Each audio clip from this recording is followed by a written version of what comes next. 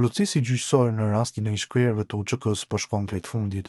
Të hënën e 19 janarit janë dorëzuar dosjet përfundimtare, derisa pas tyre do të pasojë fjala përfundimtare që pritet të mbahet nga 9 deri në 18 shkurt.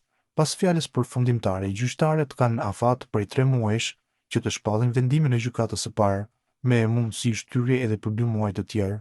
Kryetari i OVL-s së UÇK-s, Hysni Gucati, në Klan Kosova tha se beson që fundi i këtij gjyqi do të jetë i mirë.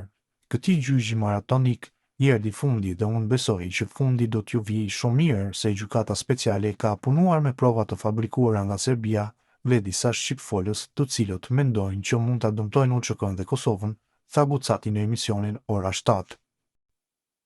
Dušan Janić, njëri nga ekspertët e politikave në Ballkanin Perëndimor, ka thënë që në mars ose prill, Shtetet e Bashkuara të Amerikës do të paraqesin një dokument për njohje të ndërsjellët mes Kosovës dhe Serbisë.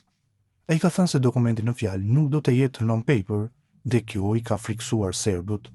Pra në muajin prill dhe mos së largu në muajin maj, është prezantuar draft marrëveshja për njohje reciproke nga Shtetet e Bashkuara të Amerikës, ka deklaruar ai. Këtë deklaratë të Janić e kanë komentuar njohësit e çështjeve politike. Ata thonë se pas zgjedhjeve parlamentare, Kosova ka nisur të largohet nga gjendja kritike drejt një stabiliteti të qëndrueshëm. Nga ana tjetër, sipas tyre, aktualisht Beogradi nuk është i gatshëm për njohje formale të Kosovës. Profesori i universitetit, Dr. Feyzullah Berisha vlerëson se paralajmërimi i analistit serb Dušan Janić duhet të trajtohet jo vetëm me kujdes analitik, por edhe si një sinjal strategjik që tregon se diplomacia amerikane mund të jetë duke përgatitur terrenin për një fazë të re të dialogut Kosovë-Serbi. Ky paralajmërim duhet lexuar si një sinjal diplomatik se SBA-ja po teston një fazë të re të procesit, por realizueshmëria e tij varet nga politika e brendshme e Kosovës, pozicioni real i Serbisë dhe konteksti aktual gjeopolitik, thekson Berisha.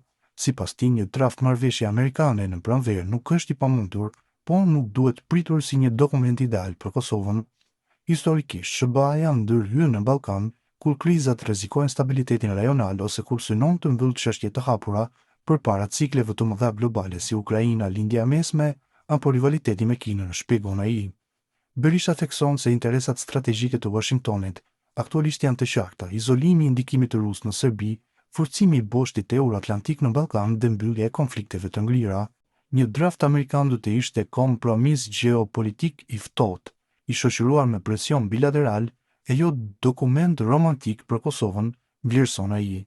Duke folur për realitetin politik në Kosovë, Berisha e cilëson dobësinë institucionale si sfidë kryesore. Ai përmend polarizimin e thellë politik, mungesën e konsensusit shtetëror, diplomacinë kryesisht reaktive dhe mungesën e një platforme të unifikuar shtetërore.